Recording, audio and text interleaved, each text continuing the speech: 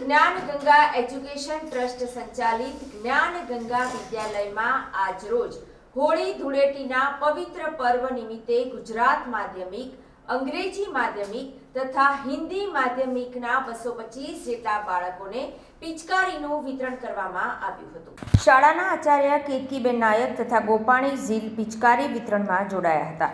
પિચકારી વિતરણની સાથોસાથ બાળકોને હાલ બજારમાં મળતી પ્લાસ્ટિકની થેલીઓ રંગીન પાણીથી ભરી રસ્તામાં અવરજવર કરનાર મુસાફરોને કે વાહન ચાલકો પર ફેંકવા નહીં જોઈએ તથા વાતાવરણને પ્રદૂષિત કરતા રંગોનો ઉપયોગ નહીં કરવો જોઈએ અને પાણીનો બગાડ અટકાવવો જોઈએ વગેરે સૂચનાઓ આપવામાં આવી હતી। હોળી ધૂળેટીનું મહત્વ શું છે તેની પૌરાણિક વાર્તા બાળકોને કહેવામાં આવી હતી।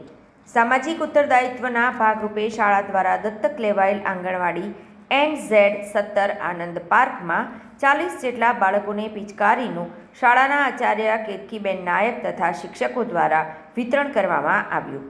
આંગણવાડીના બાળકો પિચકારી મેળવી ખૂબ જ ખુશ થઈ ગયા હતા।